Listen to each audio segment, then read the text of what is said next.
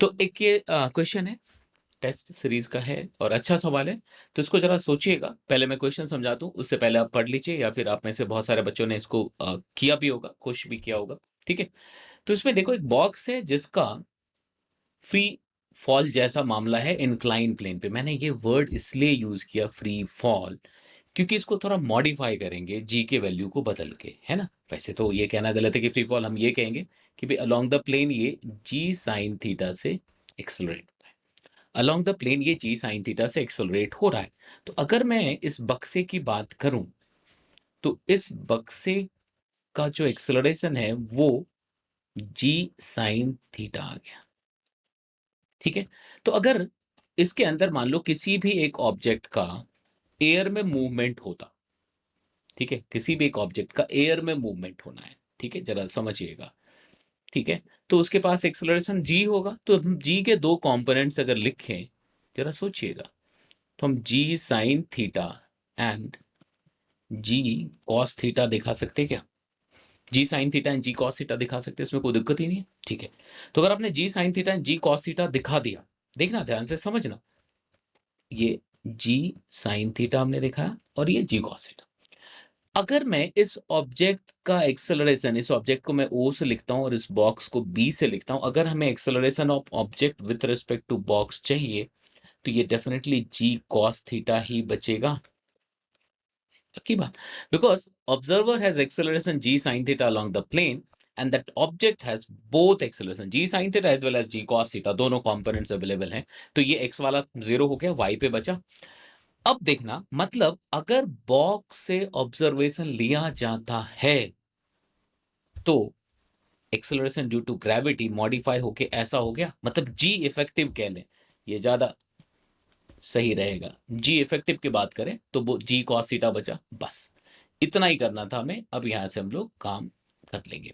अब हमने क्या करना है, हमने उस बॉक्स को कर लिया सीधा, ठीक है, और हमने सिर्फ एक मॉडिफिकेशन इम्प्रोवाइज जो किया हमने सिचुएशन को, वो ये कि अब ये जी कॉस 37 डिग्री से लगेगा।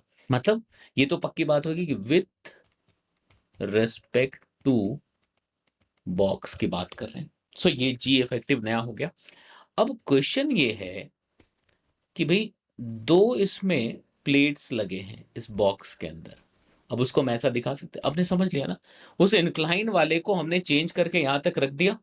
ठीक है सर, अब अगर आप देखोगे तो इसकी हाइट की दी हुई है 2 एंड 3, यस, तो ये 2 मीटर है और ये 3 मीटर है, और इन दोनों के बीच का जो डिस्टेंस है it is also given, and it is the separation between top of plate is 3।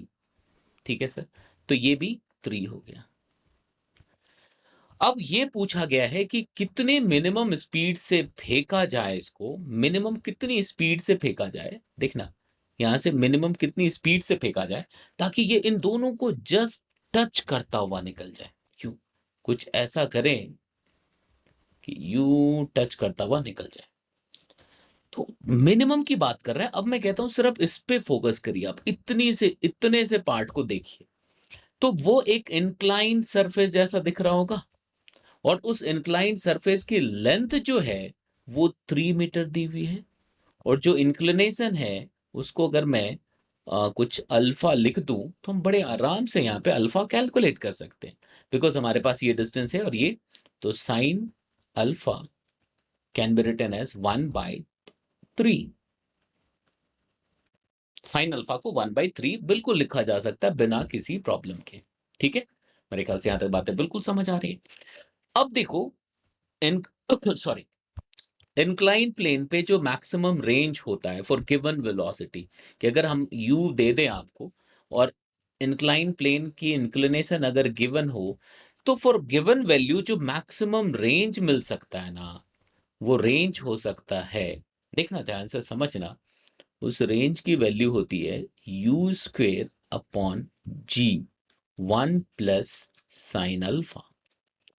तो ये तो हम पढ़ते हैं जब नॉर्मल जी की वैल्यू होती है। अब यहाँ पे जी इफेक्टिव हो गया, तो हम यहाँ पे सोचो जरा कि अगर मैं इसको आर मैक्सिमम कह दूं, तो इस आर मैक्सिमम को कवर करने के लिए जो मिनिमम रिक्वायर्ड स्पीड है वो इस फॉर्मूले से निकल सकता है क्या? बिल्कुल निकल सकता। इसको हमने यू डैश एज्यूम कर लिया, इसको हमने यू डैश एज्यूम कर लिया, इसको एज्यूम कर लिया।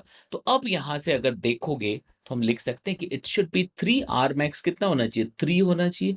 तो हमको 3 लिखना पड़ेगा। तो 3 it should be equal to u dash square upon g की वैल्यू जी इफेक्टिव लिखेंगे, g cos 37 degree into 1 plus, ठीक है, साइन अल्फा, है ना। तो साइन अल्फा आप लिख दीजिएगा वैल्यू साइन।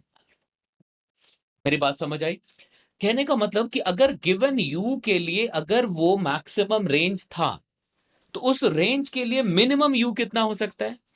आइडिया समझ आए? इससे ज्यादा शॉर्टकट पे भी ध्यान नहीं देना है बेटा, आजकल शॉर्टकट का बड़ा जमाना चला हुआ है, बट उससे क्या फायदा हो सकता है आईआईटी जेईई के लिए आपको भी बताए, ठीक है। यहाँ तक बातें समझ आ रही, कोई दिक्कत हो रही नहीं चाहिए, तो ऐसा लिख सकते हैं, ये लिख दिया आपने। अब ये जो इक्वेशन लिखा आपने, यहां से u डैश स्क्वायर आ जाएगा क्योंकि सब कुछ पता है, साइन अल्फा ऑलरेडी कैलकुलेट कर चुके हैं। अब हमें तो पूछा है सवाल ने कि ग्राउंड से कितने, मतलब बेस ऑफ द बॉक्स से कितनी वेलोसिटी से फेंका जाए। तो हमने सपोज करो इसको v से फेंका। अब यहाँ पे सिंपल तरीके से कंजर्वेशन ऑफ एनर्जी लगा सकते हैं मेरे भाई। तो कितना आ जाएगा?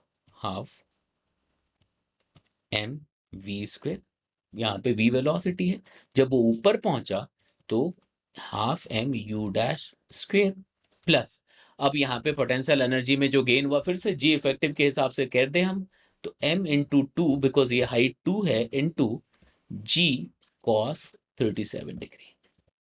तो ये इक्वेशन 1, इक्वेशन 2। बस इसको दोनों को सॉल्व करेंगे, आपके पास v की वैल्यू आ जाएगी and it is simply 8 metre per second. क्या आएगा? 8 मीटर पर सेकेंड। हाँ, बट ये फॉर्मूला याद रखने का फायदा होगा, अदरवाइज इसको डिराइव करने में वक्त लगेगा, ठीक है। तो बात समझ आई? तो बड़ा प्यारा सा सवाल था यार, है ना, कि उसको वहां से शुरू करना है और कैसे शुरू करके कैसे उसको खत्म करना है, ये बड़ा इंपॉर्टेंट था। तो इस सीरीज में आपको, आप सिर्फ ये मत सोचना कि प्रॉब्लम सॉल्विंग से बहुत सारी चीजें टारगेट कर रहे हैं, कॉन्सेप्ट रिवीजन की बात हो या अप्रोच डेवलप करने की बात हो, वो सब कुछ हो रहा है, ठीक है। तो शेयर लाइक जरूर कर दीजिएगा, अगर चले बने तो कमेंट भी कर दीजिएगा।